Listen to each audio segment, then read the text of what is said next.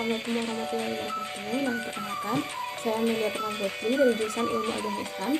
Nah, baiklah, pada video kali ini saya akan insya Allah akan memenuhi tugas mingguan saya mengenai mata kuliah Administrasi dan Supervisi Pendidikan yang diampu oleh Ibu Tia Ayu Nurul, SPD MPD. Nah, pada video kali ini kemarin saya sudah menjelaskan mengenai administrasi pendidik peserta didik. Nah, sekarang kita akan membahas mengenai administrasi pendidik dan tenaga kependidikan.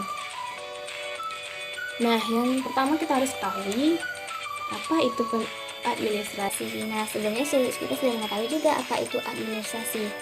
Nah, administrasi ini dalam arti sempit yaitu seluruh kegiatan yang meliputi kegiatan cetak mencatat, tulis menulis, surat menyurat, serta mendokumentasikan kegiatan dengan segala aspek serta melampirkan atau mempersiapkan laporan. Itu yang disebut dengan administrasi. Nah, selanjutnya kita harus mengetahui juga apa itu pendidik dan tenaga kependidikan. Nah, selanjutnya kita harus mengetahui juga apa itu pendidik dan tenaga kependidikan. Nah, pendidik ini adalah tenaga kependidikan yang berpartisipasi dalam menyelenggarakan pendidikan dengan tugas khusus sebagai profesi pendidik. Jadi, pendidik ini adalah orang yang berpartisipasi langsung dalam proses pendidikan. Sedangkan tenaga kependidikan adalah merupakan seseorang yang berpartisipasi dalam menyelenggarakan pendidikan, namun ia tidak terlibat langsung dalam proses pendidikan. Itulah bedanya antara pendidik dan tenaga pendidikan. Pendidik itu terlibat langsung dalam proses pendidikan, sedangkan tenaga pendidik tidak terlibat langsung dalam proses pendidikan. Nah, tenaga pendidikan ini contohnya seperti prasekolah, TU, dan sebagainya.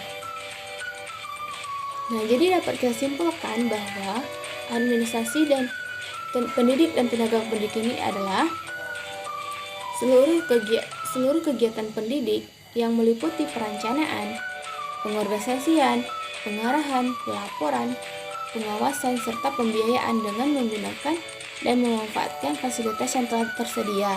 Itulah disebut dengan administrasi pendidik dan tenaga kependidikan. Nah, setelah kita mengetahui apa itu administrasi pendidik dan tenaga pendidikan, nah kita akan masuk membahas mengenai bagaimana sih proses dari administrasi dan pendidik dan tenaga pendidikan ini. Pasti akan terbayang-bayang oleh teman-teman. Nah, jika mendengarkan bagaimana proses dari administrasi pendidik dan supervisi pendidik ini, administrasi pendidik dan tenaga pendidikan itu, mungkin yang akan muncul dalam pikiran teman-teman itu adalah dari mulai pendaftaran sampai guru tersebut masuk ke sekolah dan bisa bekerja dan sesuai dengan jabatannya. Mungkin itu yang terpikir, sama saya juga akan terpikir kayak gitu. Nah, baiklah, ada beberapa proses administrasi pendidik dan tenaga pendidikan ini. Yang pertama adalah tahap itu pengadaan tenaga pendidikan. Nah, tahap ini adalah kegiatan untuk mengisi formasi yang kosong di suatu lembaga. Jadi pada kegiatan ini akan mengisi formasi yang kosong di suatu lembaga. Nah, dalam kegiatan ini ada beberapa langkah juga. Yang pertama adalah pengumuman adanya formasi yang kosong di suatu lembaga. Nah, sebelum kita mendapatkan calon yang akan mengisi formasi yang kosong tersebut, nah kita akan mengumumkan adanya bahwa ada formasi yang kosong dalam suatu lembaga pendidikan. Nah, kita bisa mengumumkan lewat media elektronik maupun media cetak.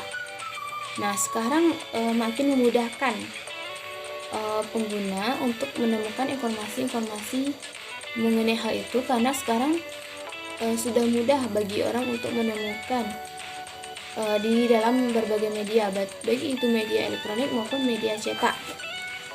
Nah, setelah kita mengumumkan adanya formasi yang kosong di suatu lembaga, nah kita lakukanlah open recruitment atau yang disebut dengan pendaftaran. Nah, biasanya pada tahap pendaftaran ini menentukan bagaimana atau apa syarat yang harus dilengkapi oleh calon yang akan mengisi formasi yang kosong tersebut.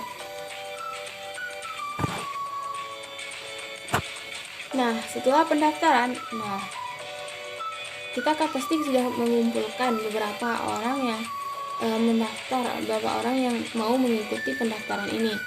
Nah, setelah dilakukan pendaftaran, yang ketiga kita lakukan seleksi. Nah, seleksi ini merupakan penyaringan. Nah, penyaringan ini ada dua macam pula. Yang pertama itu adalah penyaringan administrasi, yaitu penyaringan kelengkapan dari lampiran yang akan dilampirkan oleh calon yang akan mengisi informasi yang kosong tersebut. Nah, yang kedua, barulah kita lakukan dengan tes atau ujian. Nah, tes atau ujian ini biasanya soalnya mengenai pengetahuan umum, pengetahuan teknis, serta hal-hal yang dianggap perlu dalam menempati formasi yang kosong ini. Nah, setelah kita melakukan seleksi, pasti kita sudah mempunyai kesimpulan di mana yang akan kita tempatkan calon ini. Jadi proses yang ketiga adalah penempatan. Setelah kita mengetahui hasil dari ujian atau tes atau sebagainya, nah barulah kita berpikir di mana formasi atau di mana jabatan yang cocok untuk tenaga kependidikan yang baru ini. Selanjutnya adalah langkah pelaksanaan. Setelah diterima atau ditempatkan di tempat yang formasi yang kosong tersebut, nah kita harus melakukan pelaksanaan. Yang pertama, dalam proses pelaksanaan ini ada beberapa juga yang harus kita lakukan. Yang pertama adalah orientasi, pembinaan, kesejahteraan, gaji, tunjangan, cuti, penghargaan, dan pensiun. Mulai dari orientasi. Yang pertama kita bahas satu persatu. Yang pertama adalah orientasi. Nah, orientasi ini merupakan tahap untuk memperkenalkan seorang tenaga pendidikan yang baru ini terhadap jabatan atau kondisi pekerjaannya serta kondisi lingkungannya. Nah, dengan tujuan agar mempercepat adaptasi tenaga pendidikan yang baru ini dengan lingkungan sekitarnya. Nah, yang kedua itu adalah pembinaan. Nah, setelah kita melakukan orientasi, maka di pembina ini diberikan motivasi, arahan, dan petunjuk bagaimana kerja di posisi dan jabatannya tersebut. Yang ketiga adalah kesejahteraan. Yang keempat adalah gaji. Nah, dalam Undang-Undang Nomor 14 Tahun 2005 menyatakan bahwa gaji itu merupakan hak yang harus diterima guru atau dosen atas pekerjaannya dalam menyelenggarakan pendidikan dalam bentuk finansial sesuai dengan peraturan perundang-undangan. Jadi gaji ini dalam bentuk finansial, yaitu upah dari pekerjaan yang ia lakukan, tetapi harus sesuai dengan peraturan perundang-undangan. Nah, yang kelima, tunjangan. Nah, tunjangan ini merupakan tunjangan ini merupakan hak yang harus dimiliki, yang harus diberikan kepada guru atau dosen yang telah memiliki sertifikat pendidik yang diberikan oleh satuan pendidikan tapi diselenggarakan oleh masyarakat. Jadi yang hanya mendapatkan tunjangan ini merupakan guru yang telah memiliki sertifikat pendidik. Nah, itulah yang akan diberi tunjangan.